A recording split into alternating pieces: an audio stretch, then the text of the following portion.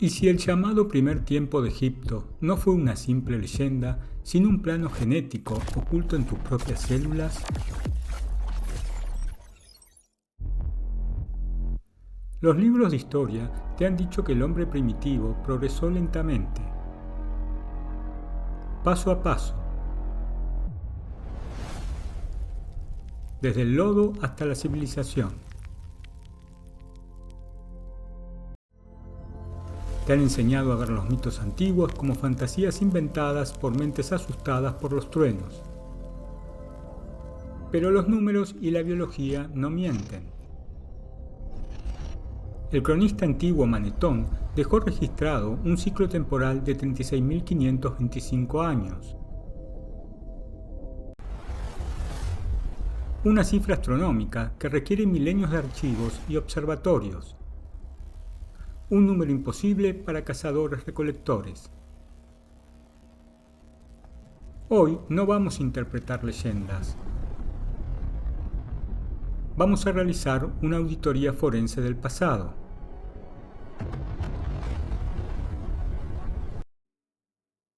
Siempre me he preguntado, si existió una civilización anterior, ¿dónde están las pruebas? Bueno, quizás las pruebas siempre estuvieron ahí.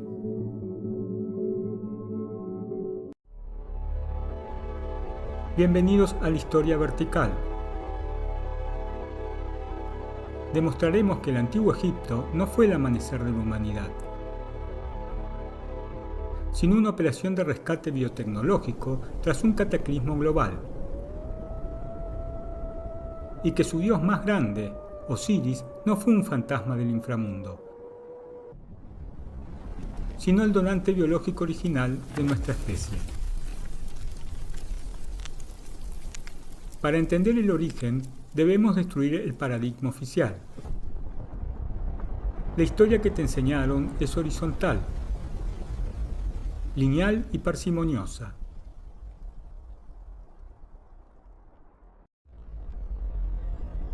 Nos dicen que evolucionamos por ensayo y error. Pero cuando analizamos las primeras dinastías egipcias con el rigor de la bioinformática, encontramos algo aterrador. La civilización no tiene infancia, no hay progresión.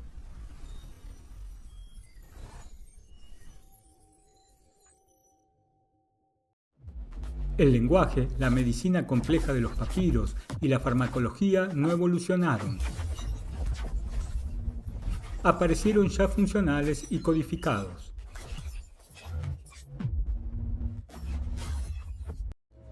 En informática a esto lo llamamos un plugin tecnológico.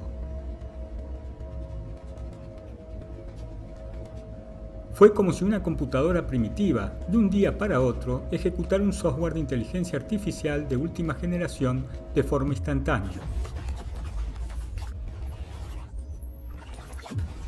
El conocimiento no subió desde el barro. Bajó desde una cima tecnológica superior.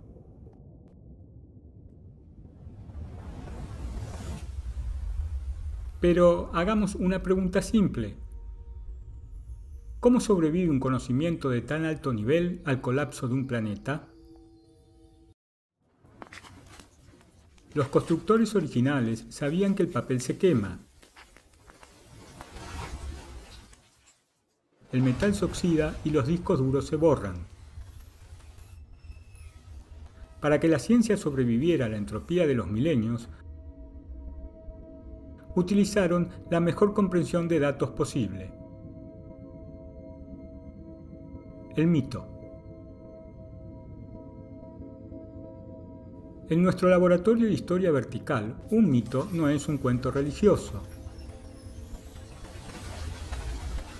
Es un archivo zip cultural.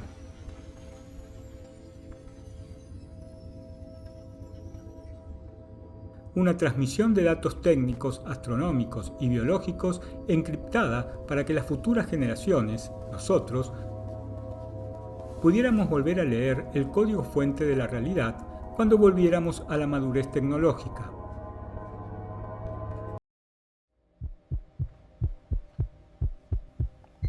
Y en el centro de esa base de datos está Osiris. La egiptología clásica lo llama el dios de la resurrección. Pero extraigamos la religión de la ecuación.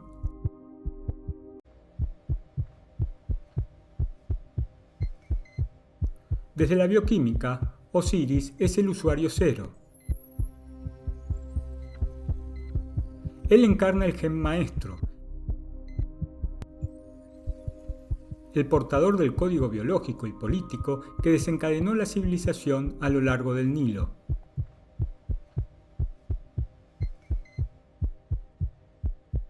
Las leyendas sobre su muerte, su desmembramiento en 14 partes y su reensamblaje por la diosa Isis no son una tragedia shakespeariana.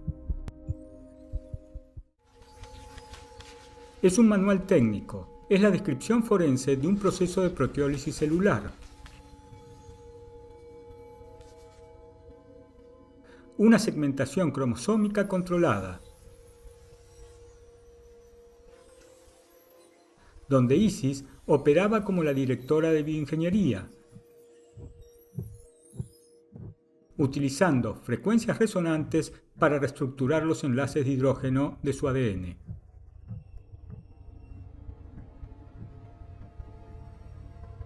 Osiris fue el prototipo físico de una civilización que gestionaba la biología como nosotros gestionamos el software.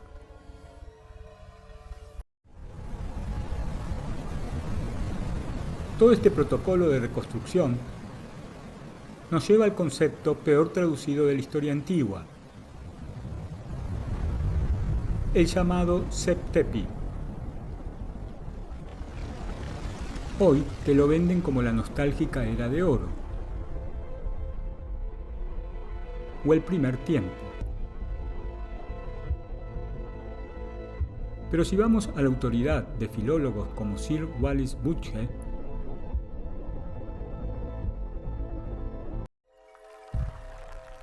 la traducción literal y técnica es estremecedora. Sept-Tepi significa el tiempo en que los dioses se manifestaron como humanos. Sí, escuchaste bien, se manifestaron. En biología, a esto no se le llama magia, se le llama transducción de señal y expresión fenotípica. Fue el momento exacto en que, tras el inmenso colapso climático y las inundaciones globales del Diras reciente, lo que los egipcios llaman el caos del Nun, una elite sobreviviente se hizo tangible. Se hicieron carne para reinstalar el sistema operativo de un planeta devastado. Estos ingenieros de la recuperación, la elite pura que poseía este genoma intacto, eran conocidos como los Sheshu-Hor, los seguidores de Horus. Y no desaparecieron. Su tecnología verticalista, sus cráneos dolicocéfalos, con capacidades cerebrales inmensas, y sus secuencias de ADN superiores dejaron un rastro. Un legado de sangre. Para encontrar las pruebas no tenemos que seguir excavando tumbas vacías. Tenemos que auditar nuestro propio disco duro interno.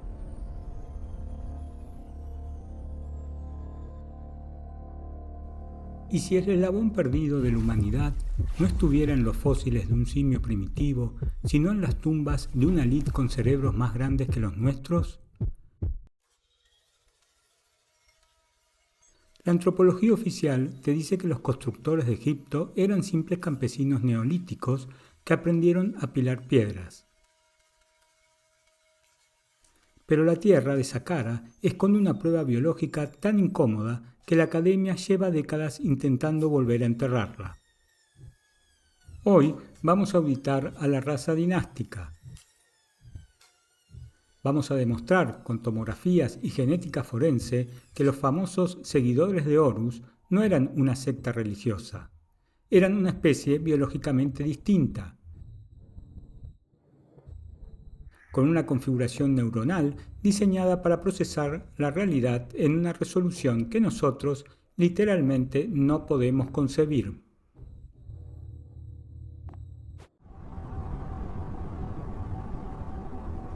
En este expediente dejamos atrás los jeroglíficos y entramos al quirófano de la historia vertical. Vamos a rastrear el genoma del Septepi y a decodificar a la Eva mitocondrial de los dioses. A mediados del siglo XX, el egiptólogo Walter Emery de la Universidad de Londres cavó demasiado profundo en las arenas de Saqqara. Lo que encontró allí fracturó su formación ortodoxa. En las tumbas de la primera dinastía, Emery no desenterró a los ancestros de los agricultores del Nilo. Desenterró a sus amos.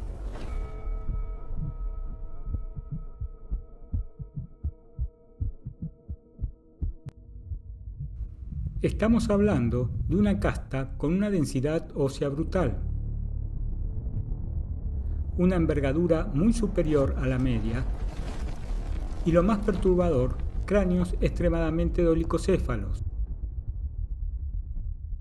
alargados hacia atrás de forma antinatural.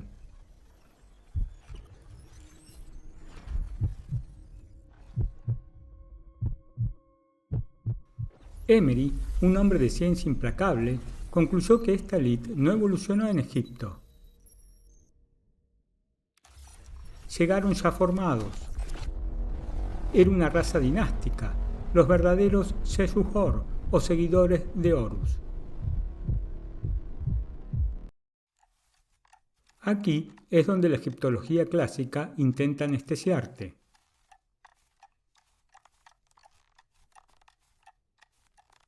Te dirán que estas cabezas fueron alargadas artificialmente con vendajes cuando eran bebés. Pero como bioquímico sabemos que eso es un error de diagnóstico elemental. El vendado de cabezas cambia la forma del contenedor, pero jamás aumenta el volumen. El ser humano promedio tiene un volumen endocraneal de aproximadamente 1350 a 1450 centímetros cúbicos. Estos cráneos de la élite Anu superaban los 1600, incluso los 1800 centímetros cúbicos. No puedes vendar un cerebro para hacerlo un 25% más grande. Pero la prueba es anatómica. Cuando miras la parte superior de un cráneo normal, ves la sutura sagital, la bisagra natural que une las placas óseas. En los cráneos más extremos de esta élite, la sutura no existe. Está fusionada o simplemente ausente desde el nacimiento. Esto no es estética. Es una mutación genética en las proteínas de la formación ósea. Simplemente es otra especie de humano. Pero hagamos una pregunta técnica. ¿Para qué sirve tener un cerebro un 25% más grande en la parte posterior? Ese espacio extra corresponde al lóbulo parietal. En biología, el lóbulo parietal es el procesador central de la orientación espacial. Las matemáticas complejas y la integración de señales somatosensoriales.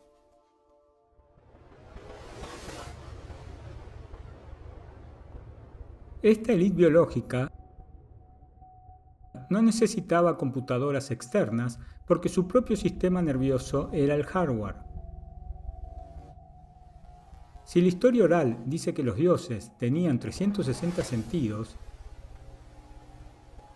este es el receptor de banda ancha. Eran transductores biológicos puros, capaces de procesar la realidad cuántica y la acústica planetaria de formas que nuestro cerebro estándar simplemente filtra como ruido. Estos seres evolucionados sabían que el cataclismo del Dirac reciente había destruido el ecosistema original de la Tierra. Para que la civilización sobreviviera, se dispersaron como semillas de recuperación por nodos estratégicos del planeta. Desde Egipto hasta Malta, el Cáucaso y las costas de Paracas en Perú. Pero operaban en un planeta degradado. Para sobrevivir, el linaje Anu tuvo que cometer el sacrificio supremo: hibridarse con la población humana de biología horizontal.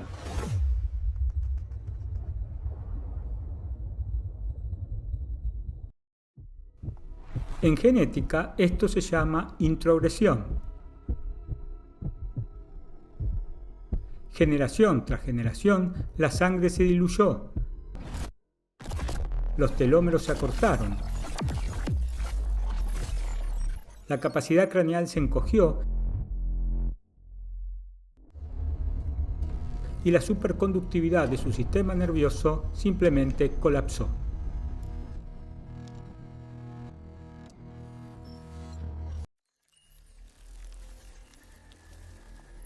Pero este código no desapareció. Simplemente se apagó.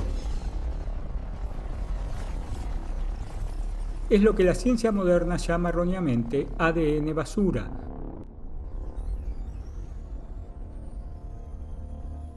O ADN fantasma. Nosotros somos los portadores de ese software desactivado.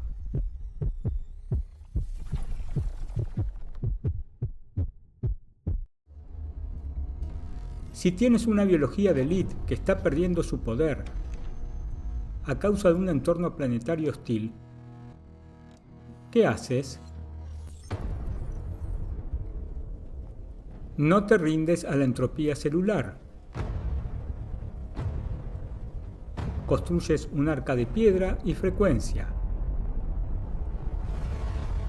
Un sistema de soporte vital a escala geológica. Construyes una máquina capaz de destilar el oro monoatómico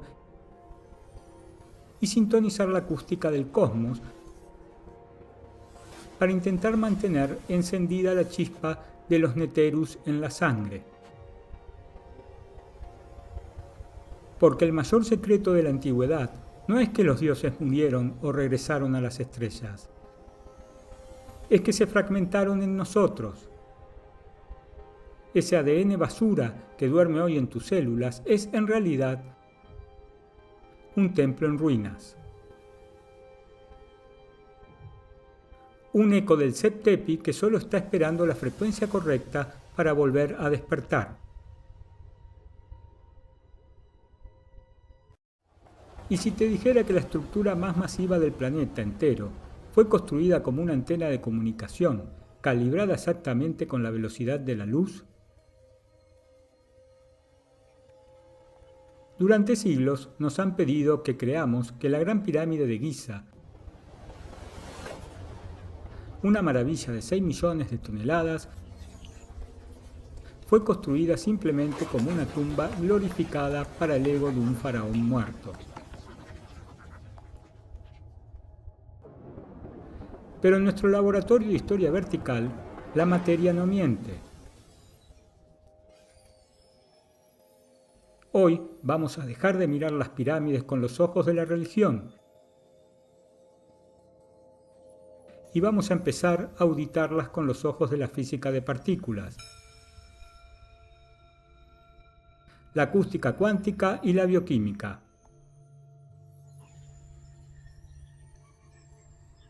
Prepárate, porque vamos a demostrar que el complejo de Giza nunca fue un cementerio. Fue un inmenso bioprocesador de estado sólido.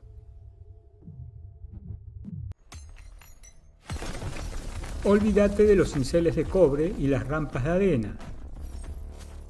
En este expediente vamos a desamblar el hardware de los dioses.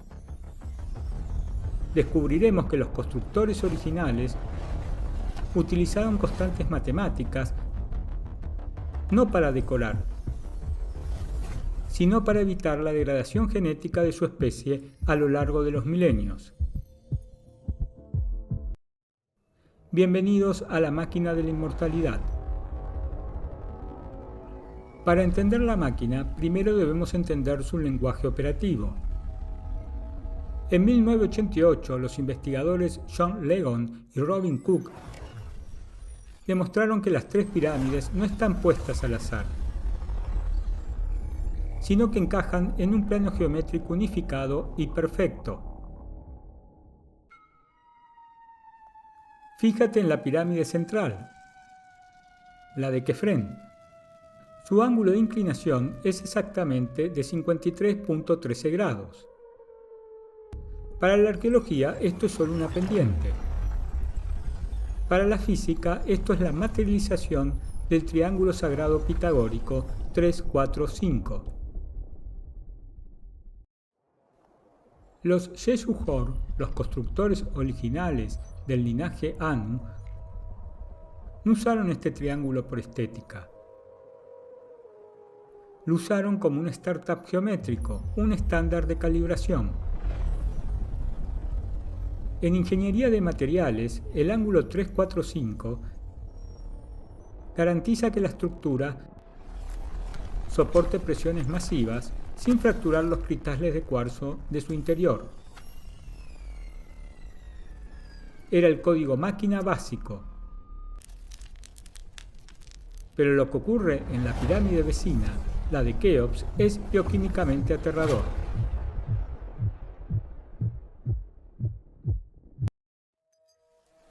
La Gran Pirámide fue construida con una pendiente conocida como el Sekhet 22/28.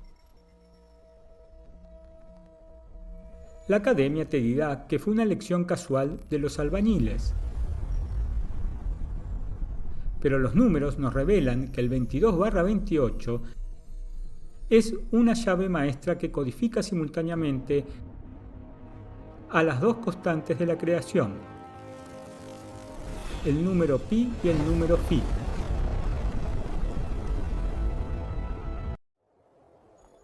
Si divides el perímetro por su altura, obtienes el número pi, 3.14, con una precisión que supera la de Arquímedes miles de años después. Pero si divides su apotema por la mitad de su base, obtienes el número phi, 1.618, la llamada proporción áurea.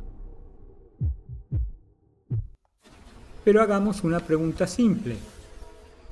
¿Por qué un edificio de piedra usaría la proporción áurea? Porque phi es la métrica de la vida. Nuestra propia molécula de ADN mide 34 Armstrong de largo por 21 de ancho en cada ciclo. ¿Sabes cuánto es 34 dividido 21? 1.619. El número phi.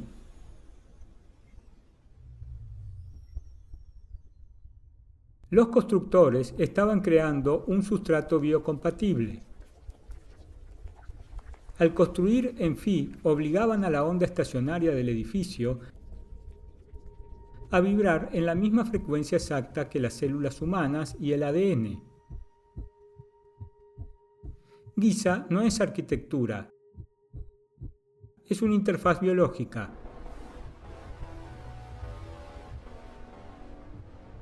Y esta interfaz no estaba aislada. Estaba conectada al metabolismo de todo el planeta. Las dimensiones de la Gran Pirámide son un modelo a escala hiperpreciso del hemisferio norte de la Tierra. La escala exactamente 1 en 43.200. Si multiplicás la altura de la pirámide por 43.200, obtienes el radio polar del planeta, con un 99,7% de precisión.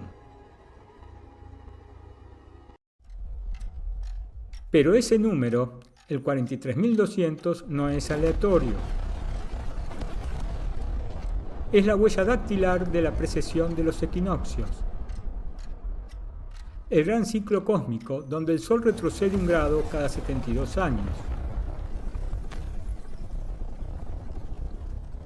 La pirámide es una baliza geodésica. Siente las fluctuaciones sísmicas y electromagnéticas del planeta porque es un modelo fractal del mismo. Es la CPU planetaria. Todo este inmenso volumen de piedra caliza servía para aislar un solo punto: el núcleo del reactor, la cámara del rey. Aquí abandonaron la caliza blanda y utilizaron exactamente 100 bloques masivos de granito rojo traído desde cientos de kilómetros de distancia. ¿Por qué? ¿Para qué? Porque el granito tiene un 55% de cuarzo. Y el cuarzo es piezoeléctrico. Bajo la inmensa presión de millones de toneladas, la cámara de granito genera una carga eléctrica constante. Las mal llamadas cámaras de descarga que está encima no alivian peso. Lo concentran para hacer vibrar el sarcófago. El resultado es que la cámara entera actúa como un oscilador de estado sólido que emite una nota continua, el Fa sostenido a 440 Hz. Cuando el iniciado del linaje Anu se acostaba en ese sarcófago, su agua celular se estructuraba geométricamente. El sonido organizaba su biología preveniendo el acortamiento de los telómeros y frenando el envejecimiento cuántico. La Gran Pirámide no era una tumba, era una máquina para detener la entropía. Pero la máquina de Giza no podía operar sobre un cuerpo humano normal. Las inmensas cargas piezoeléctricas y sónicas destruirían nuestras células. Para que el linaje de los dioses pudiera sobrevivir al proceso, necesitaban convertirse ellos mismos en superconductores biológicos. Necesitaban consumir un catalizador químico de poder inimaginable: el oro monoatómico, MFK-ZT, también llamado el pan de los dioses. ¿Y dónde se fabricaba este combustible de la inmortalidad? Para averiguarlo tenemos que descender 15 metros bajo tierra, hacia una planta industrial sumergida en aguas fósiles que la historia confundió con una tumba: el Osirión. Hagamos una pregunta simple. ¿Qué lógica seguiría un arquitecto antiguo para arrastrar bloques de piedra de 150 toneladas desde 300 kilómetros de distancia, solo para enterrarlas en un pozo inundado? La egiptología clásica Te dirá que el templo subterráneo de los Sirion, en Ábidos, está inundado por un accidente geológico. Te dirán que es una simple tumba honorífica construida por el faraón Seti I. Pero en nuestro laboratorio de historia vertical, la física de materiales destruye esta ilusión.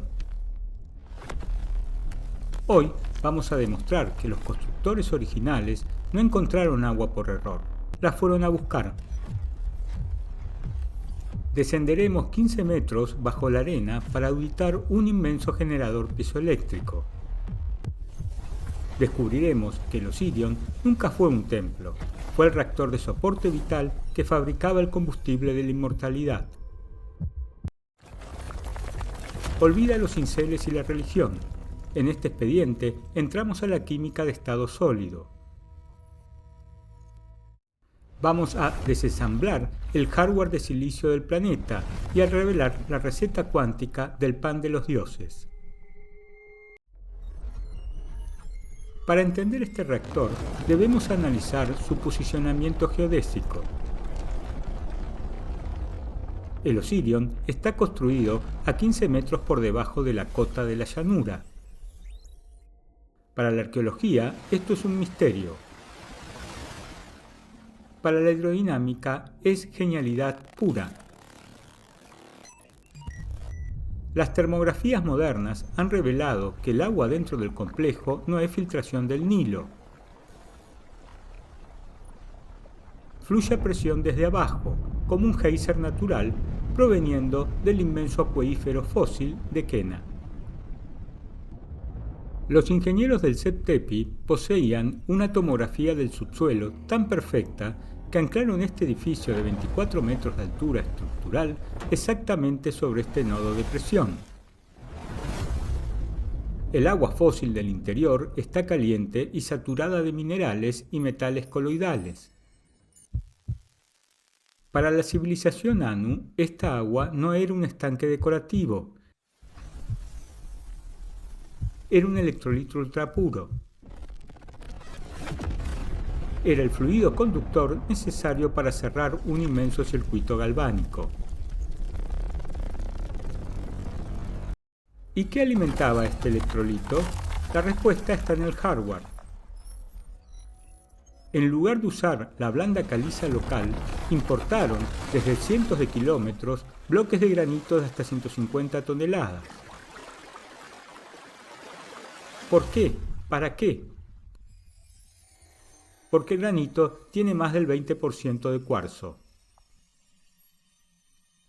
Y el cuarzo carece de un centro de simetría molecular.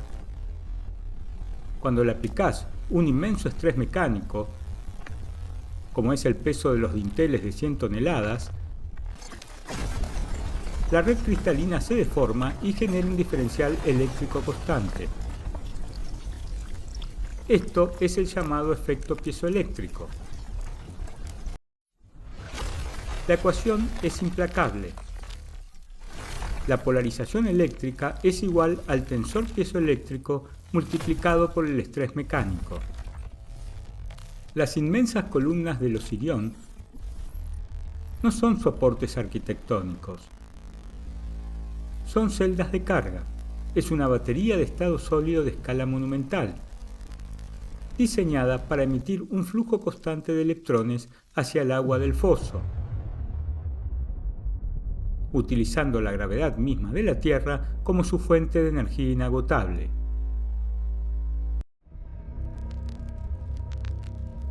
Aquí es donde la física de presión se encuentra con la alquimia. En un entorno sumergido, con granito cargado eléctricamente y un electrolito rico en iones, tienes un procesador químico industrial. Los textos antiguos hablan de una sustancia misteriosa fabricada aquí, el llamado MFKZT, erróneamente traducido como pan de ofrenda. Pero las descripciones químicas revelan su verdadera identidad. Oro monoatómico.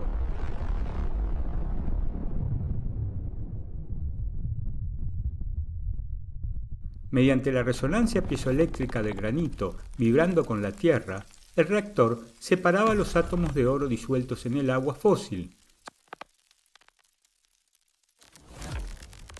llevándolos a un estado de alto spin electromagnético. El resultado era un polvo blanco impalpable que perdía su peso y se convertía en un superconductor perfecto.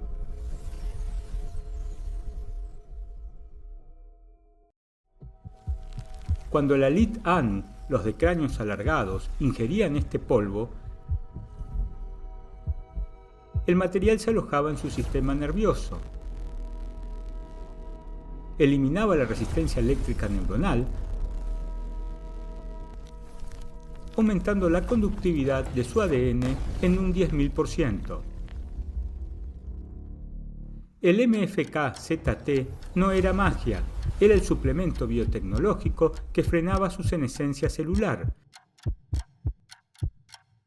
y protegía sus telómeros del envejecimiento cuántico. ¿Y cómo se aplicaba este tratamiento? En la isla central encontramos un hueco rectangular liso, sin inscripciones, sin relieves. No es una tumba. En ingeniería inversa, cualquier rugosidad alteraría la onda electromagnética. Es una docking station, un puerto de acoplamiento. Cuando el usuario cero, al que los mitos llamaron Osiris, se introducía en esta cavidad de cuarzo liso, quedaba aislado del ruido radioactivo y electromagnético de la superficie. Era una cámara de Faraday lítica. Allí, bañado por el campo piezoeléctrico masivo, el agua de sus propias células se ordenaba en una fase de cristal líquida coherente. Su cuerpo se convertía en un receptor de banda ancha, permitiendo que el MFK-ZT en su sangre realizara el mantenimiento preventivo de su genoma. Lo que la egiptología llama el dios de la resurrección era simplemente un operador biológico sometiéndose a un reseteo telomérico.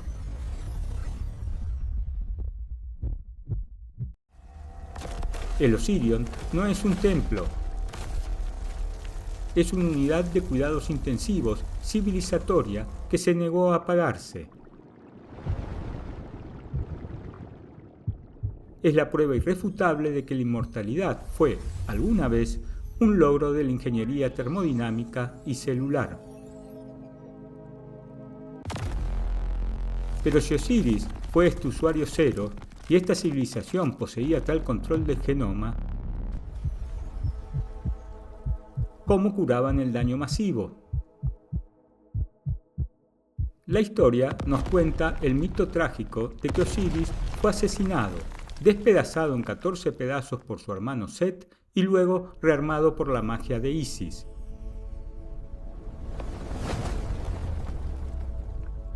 Pero en nuestro laboratorio forense ya no creemos en la magia.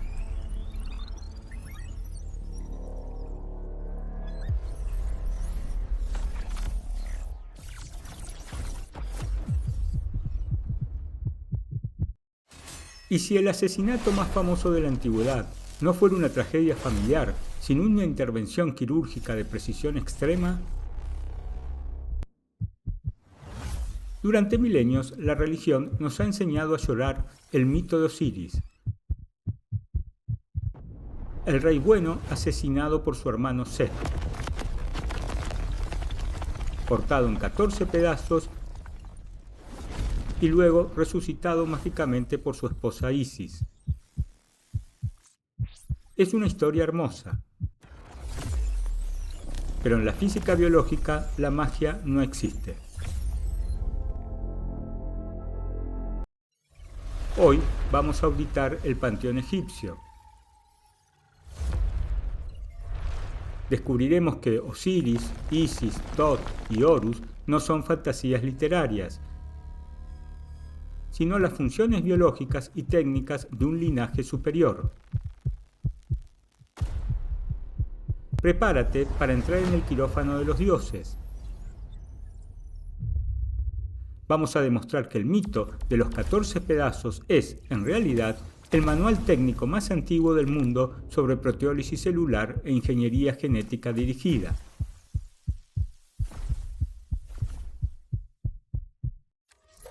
Olvídate de los cuentos de ultratumba. En este expediente vamos a descomprimir el archivo zip oculto en las leyendas. Vamos a revelar la biología de la resurrección y a descifrar el verdadero gen maestro de nuestra civilización.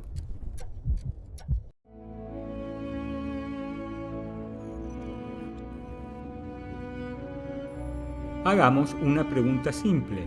¿Es el desmembramiento de Osiris un relato trágico o el expediente de un protocolo médico?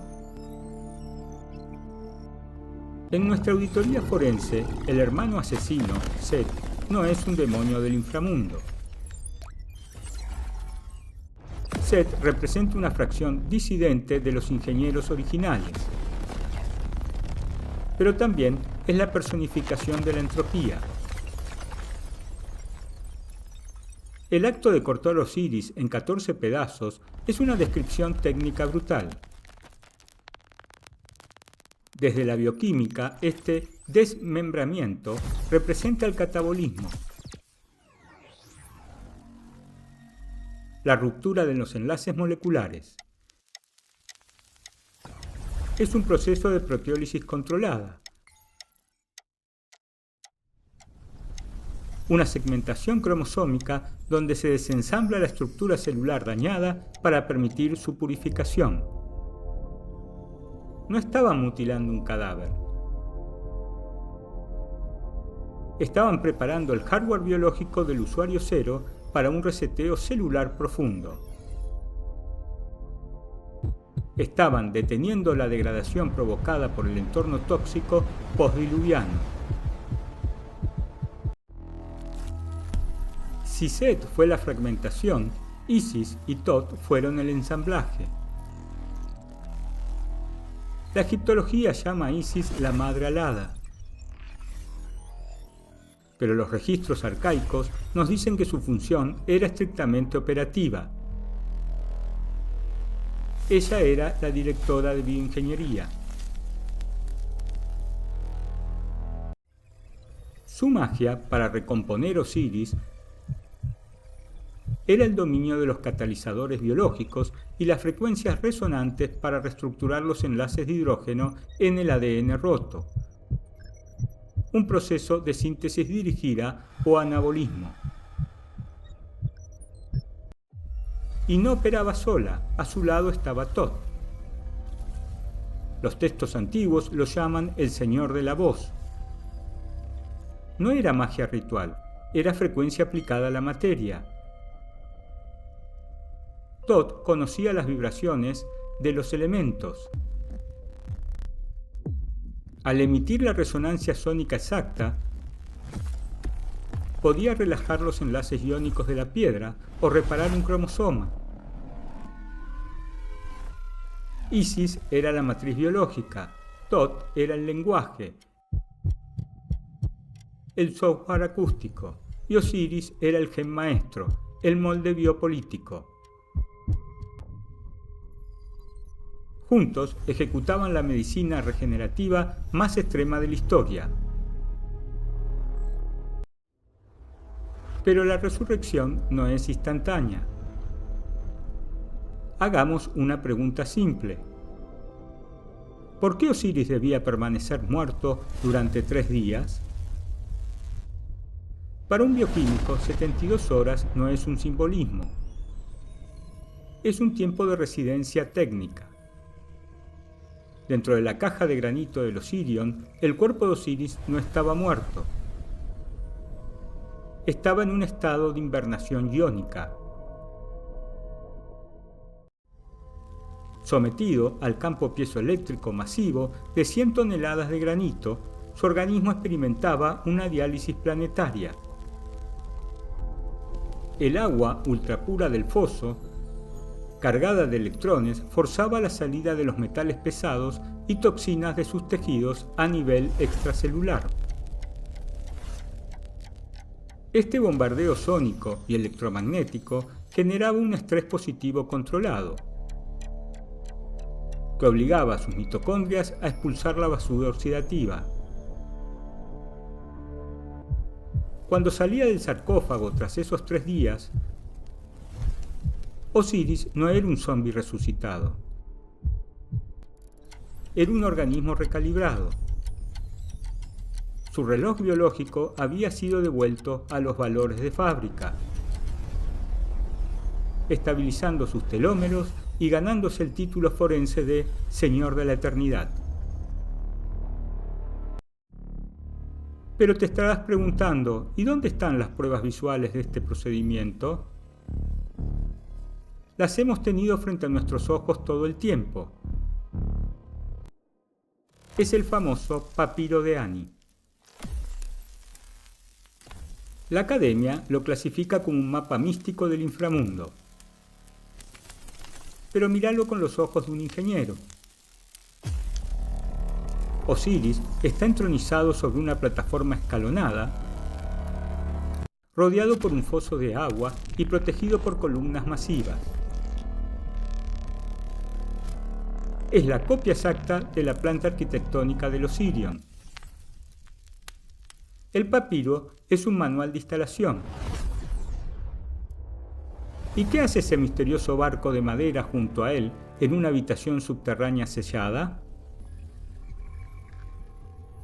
No es un transporte para navegar el río Nilo, es un vehículo de frecuencia.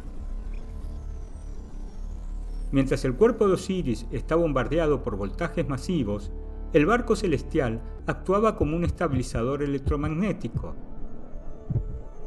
Un resonador que absorbía el ruido y permitía al operador navegar el Sequen, el flujo iónico de alta frecuencia, sin perder la coherencia mental.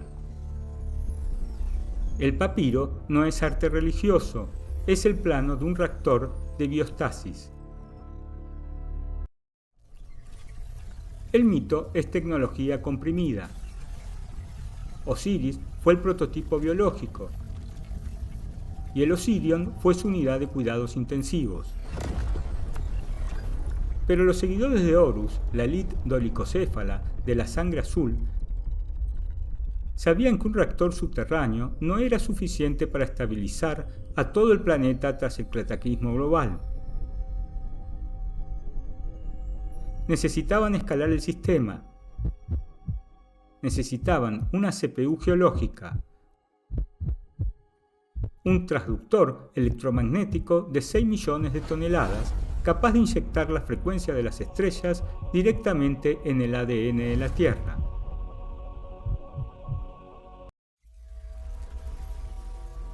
Y si la estructura más masiva, jamás construida por el hombre, no fuera un lugar para esconder a los muertos, sino un transductor geológico para recalibrar a los vivos? Durante siglos, la egiptología horizontal ha medido cámaras vacías y ha dictaminado que Giza es un cementerio. Han mirado los mal llamados canales de ventilación y han dicho que eran para que el alma del faraón pueda respirar. Pero en nuestro laboratorio forense vamos a desmantelar esa ilusión. Vamos a auditar la Gran Pirámide como lo que realmente es: un bioprocesador de estado sólido de 6 millones de toneladas. Prepárate porque descubriremos que Giza es un modelo exacto de la Tierra a escala 1 en 43.200, diseñado para inyectar la acústica cuántica de las estrellas directamente en el ADN de sus creadores. Olvida la atracción de cuerdas y las rampas de arena. En este expediente entramos al núcleo de silicio del planeta. vamos a descifrar la acústica de la inmortalidad y a encender la máquina de los dioses. Para entender el software estelar de esta civilización, primero debemos entender su escala. La pirámide no fue construida con medidas al azar. Es un modelo a escala hiperpreciso del hemisferio norte de la Tierra. La proporción 1 en 43.200. Si multiplicas su altura original por 43.200, obtienes el radio polar de la Tierra. Si multiplicas su perímetro, obtienes la circunferencia ecuatorial con una precisión del 99,7%. Pero, ¿por qué 43.200? Este no es un número arbitrario. En la astronomía de los constructores, el eje de la Tierra se bambolea, desplazándose un grado cada 72 años. A esto lo llamamos la precesión de los equinoccios. Si multiplicás ese 72 por el factor armonizador de 600, obtienes 43.200. El linaje Anu no estaba homenajeando al planeta. Estaban igualando su impedancia. Al usar esta escala, enchufaron la Gran Pirámide al pulso mismo del planeta, convirtiéndola en una antena geodésica sintonizada con el tiempo estelar. Pero una antena necesita circuitos. La egiptología clásica ve en Giza solo dos tipos de piedra: caliza por fuera y granito por dentro. La bioquímica forense ve otra cosa: el diseño exacto de un inmenso condensador eléctrico. La piel de la pirámide, de casi 6 millones de toneladas de caliza, carbonato de calcio, es un aislante perfecto. Un dieléctrico lítico que funciona como la membrana de una célula. Evita que la energía se fugue. En contraste, en el corazón del sistema, la cámara del Rey, está construida con exactamente 100 bloques masivos de granito rojo de Asuán, que contiene un 55% de cristales de cuarzo. El cuarzo es piezoeléctrico. Bajo la inmensa presión gravitatoria de la mampostería superior, impulsada por las mareas terrestres y la sismicidad, la red de cuarzo se deforma, generando un campo electromagnético masivo. La cámara de granito es literalmente una batería de estado sólido.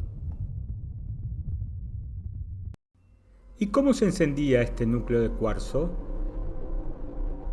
El iniciado del linaje Anu debía caminar por el pasillo más extraño de la antigüedad, la Gran Galería. Para un ingeniero acústico, su diseño de techo escalonado en 7 niveles y sus 27 bancos de nichos laterales revela que no era un pasillo. Es un resonador de Helmholtz, acoplado a una bocina acústica. La galería tomaba el ruido de baja frecuencia de la Tierra y lo convertía en ondas de infrasonido de 1 a 5 Hz. A medida que el iniciado subía, este infrasonido penetraba en su cuerpo, induciendo ondas cerebrales delta y teta. Es un proceso de entrenamiento cerebral, diseñado para estimular mecánicamente el nervio vago y los cristales de calcita de la glándula pineal.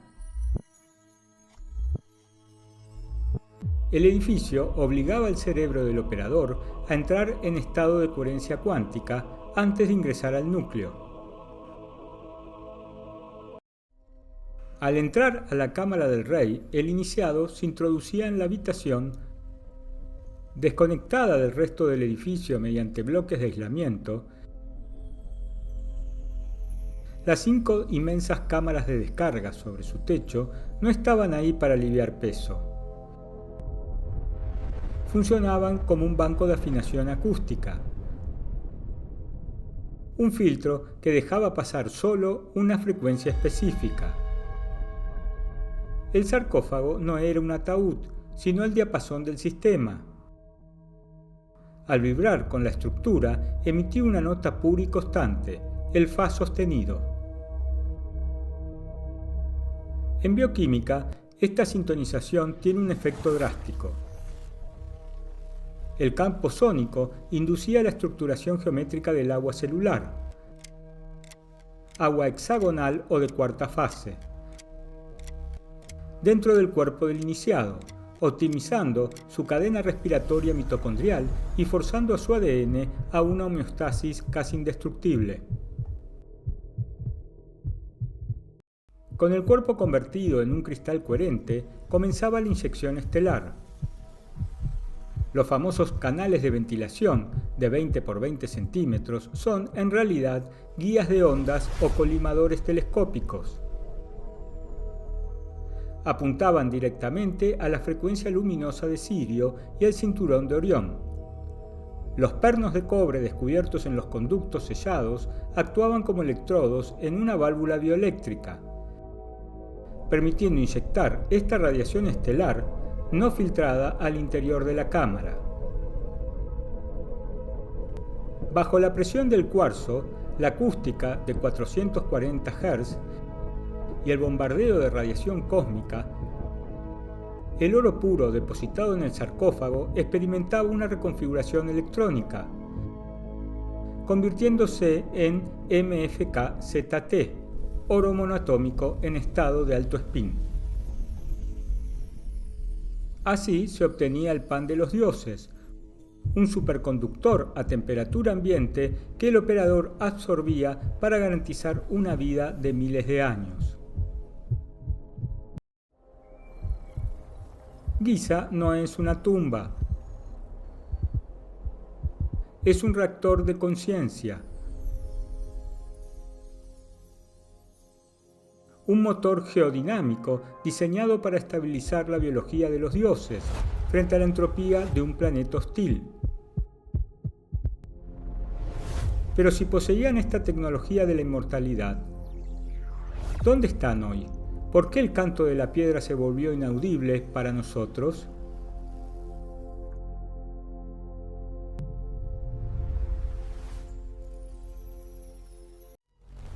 Y si los poderes telepáticos de los dioses no fueran magia, sino la consecuencia física de eliminar la resistencia eléctrica del cerebro, los textos antiguos están llenos de referencia a los dioses caminando por las estrellas o accediendo al inframundo de la Menti. La religión nos dice que eran viajes del alma después de la muerte. Pero en nuestro laboratorio de historia vertical, la magia es solo una tecnología que aún no hemos comprendido. Hoy vamos a auditar la neurología de los constructores. Descubriremos que el llamado caminar entre las estrellas no era una proyección astral, sino una metáfora técnica para la transferencia de datos a alta velocidad entre sistemas bioorgánicos. Y lo más aterrador, demostraremos que el sistema operativo de esta civilización sigue oculto,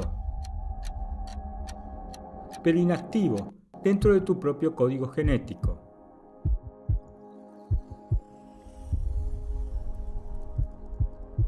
Olvida el misticismo del New Age. En este expediente entraremos al campo cuántico. Vamos a decodificar los manuales de operaciones de la civilización madre y a rastrear la sangre azul de los dioses hasta nuestro propio ADN basura.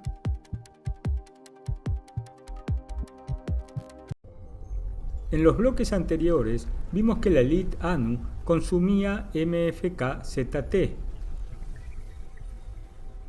oro monoatómico de alto spin, dentro de los reactores de Giza y el Osirión. ¿Pero qué le sucedía exactamente al cerebro del operador? Normalmente, nuestro cerebro humano opera en frecuencias lentas, limitado por la resistencia eléctrica de nuestros tejidos.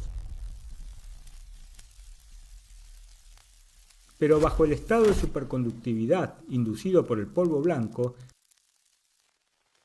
esa resistencia caía a cero. El operador entraba en el Sekhen. Para el místico, el Sekhen es poder espiritual. Para nuestra auditoría es el flujo iónico de alta frecuencia, la corriente de superconciencia. En este estado, la mente del operador ya no estaba confinada a su cráneo dolicocéfalo. Se conectaba directamente con el Amenti. La arqueología traduce Amenti como el inframundo. Pero operativamente, el Amenti es el campo de información planetario, la rejilla cuántica de la Tierra. Osiris podía leer y escribir datos directamente en el servidor central sin usar palabras. Eso es el caminar entre las estrellas. No era un dios, era un operador biotecnológico con el ancho de banda abierto al máximo. Pero si Osiris era el operador biológico e Isis la directora de regeneración genética, ¿quién escribió el código fuente de esta red global? ¿Conoces a Thoth? Los textos antiguos afirman que fue él quien midió la Tierra y contó las estrellas. No es una letanía religiosa. Es un peritaje técnico literal. En términos de ingeniería moderna, Thoth representa la Dirección de Ingeniería y Ciencias de la civilización madre. Medir la Tierra es la base de la geodesia que permitió construir a Giza a una escala exacta de 1 en 43.200. Contar las estrellas es el dominio de la mecánica celeste y la precesión de los equinoccios. Esta herencia técnica nos obliga a auditar sus supuestos registros mágicos. Las famosas tablas de esmeralda, lo que la historia ha descartado como hechizos, son en realidad auténticos manuales de operación. Protocolos precisos para el uso de frecuencias sónicas y transmutación de materiales. Thoth codificó las matemáticas en la piedra porque sabía que el cerebro humano es propenso a la amnesia tras un cataclismo. Giza es su disco duro de respaldo.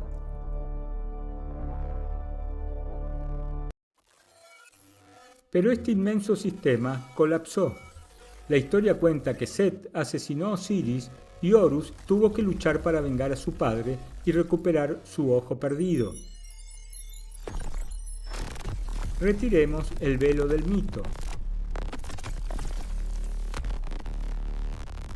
Set representa un golpe de Estado. Una facción disidente que buscaba usar Giza no para la homeostasis vital, sino para el control territorial absoluto. Horus no es un héroe de un cuento infantil. Representa la segunda generación del linaje Anu, el líder de la resistencia. Los Yeshujor, seguidores de Horus, eran una casta de ingenieros de combate cuya misión era recuperar el control de la fábrica de evolución en Giza. Y el famoso Ojo de Horus, fraccionado matemáticamente en los textos antiguos, es el símbolo de la interfaz de precisión. Recuperar el ojo en la batalla significaba, literalmente, recuperar la capacidad de monitorear y calibrar las frecuencias del reactor central. Fue la primera gran guerra por el estándar tecnológico de la humanidad.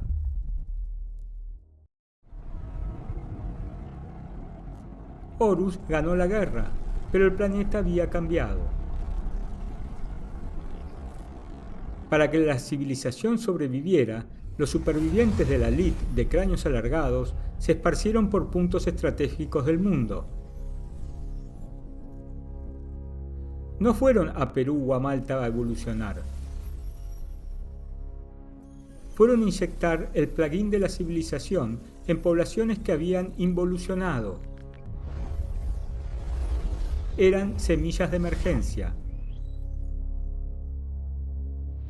Pero cometieron el sacrificio supremo. Para sobrevivir, tuvieron que hibridarse con la humanidad local. En genética, esto se llama introgresión. Generación tras generación, los telómeros se acortaron. La capacidad dolicocéfala se encogió, la superconductividad biológica del linaje colapsó. Pero como bioquímico, sabemos que los genes no se evaporan, se diluyen. Ese código original, superior, no desapareció, simplemente se apagó. Es lo que la ciencia oficial llama condescendientemente ADN basura. El 98% de tu genoma, que supuestamente no tiene función, es en realidad el ADN fantasma de los constructores. Es el software del CEP-TEPI esperando la señal epigenética correcta para volver a ejecutarse.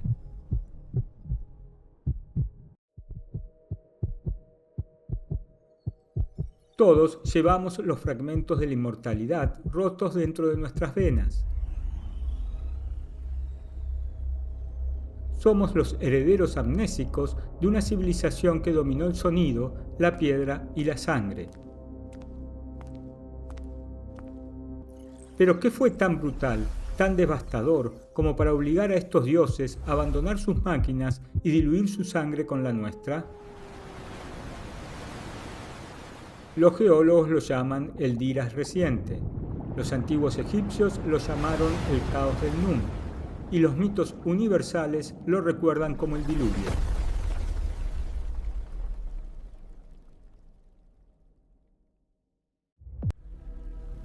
¿Qué haces cuando la máquina de la inmortalidad ya no puede salvarte? Durante todos los expedientes, hemos auditado el hardware lítico más avanzado del planeta. Hemos demostrado que Giza y el Osirion formaban una red geodinámica para mantener la biología de los dioses. Pero una máquina, por perfecta que sea, requiere un entorno estable. Y hace más de 12.000 años, el ecosistema de la Tierra se quebró. La egiptología mira la gran esfinge y ve el rostro de un faraón reciente. La geología forense mira sus muros y ve la huella dactilar de un apocalipsis de agua. Fisuras verticales de carbonatación causadas por lluvias torrenciales continuas de hace más de 10.000 años. Hoy cerraremos el expediente. Vamos a revelar la bisagra del diluvio. El cisma genético que nos arrebató el cielo y la conspiración que nos hizo olvidar quiénes somos realmente.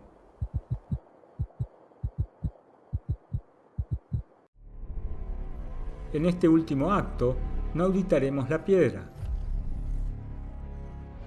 Vamos a auditar la caída de nuestra propia sangre y a buscar los fragmentos del código que sobrevivieron a la inmensa noche del olvido. La historia mitológica lo llama el diluvio. Los antiguos egipcios lo conocían como el Num, las aguas del caos primordial. Los geólogos modernos lo titulan el Diras reciente. No fue un simple cambio climático, fue una bisagra termodinámica, un aumento masivo de la entropía planetaria. La civilización de los Sheshujor, los seguidores de Horus, sabían que el ciclo de la Tierra Verde había terminado. Construyeron las pirámides no como tumbas, sino como bóvedas de baja entropía, discos duros de granito para resguardar la matriz de la vida ante el desorden inminente. Pero el cataclismo rompió el delicado equilibrio. La atmósfera se volvió inestable, llenando el motor biológico de estos seres de estrés oxidativo. La red de resonancia planetaria se apagó, los dioses se quedaron oscuras.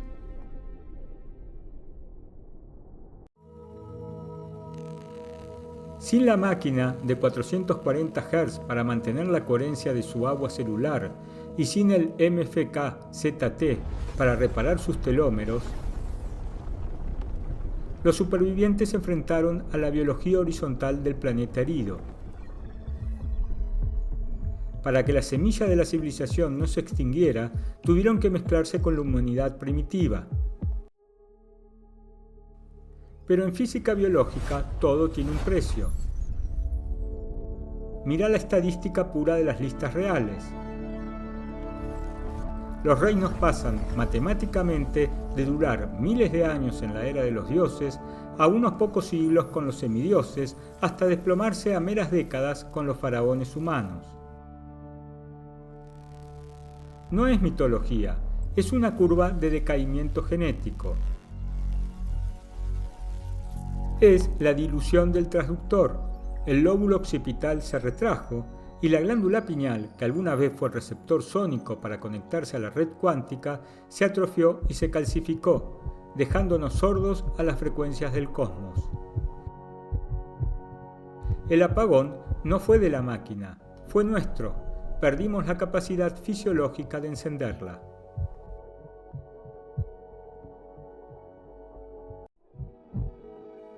Cuando el conocimiento se pierde, el miedo toma su lugar.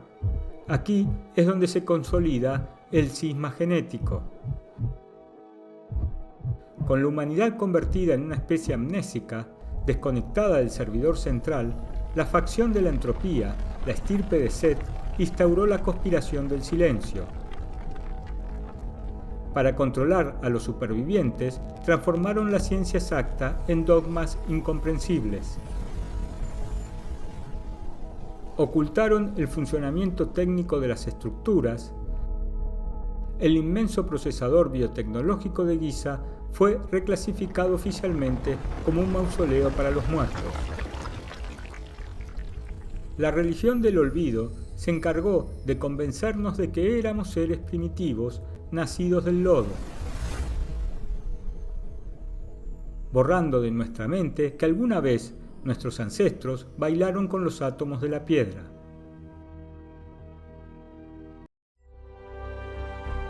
Hacete una pregunta en apariencia infantil. ¿Por qué el agua moja? La física responde que es por la polaridad de la molécula y sus enlaces de hidrógeno. Pero tras auditar el hardware de los dioses, sabemos la verdad profunda. El agua no solo moja, el agua purifica, transmite y graba información. El agua te toca para recordarte que estás vivo, que eres materia, pero también que eres memoria. La historia que te han contado es una mentira diseñada para mantenerte pequeño. Giza no es una montaña de piedra muerta. Es una cápsula del tiempo, de estado sólido, esperando a que recuperemos la madurez para volver a leer su código.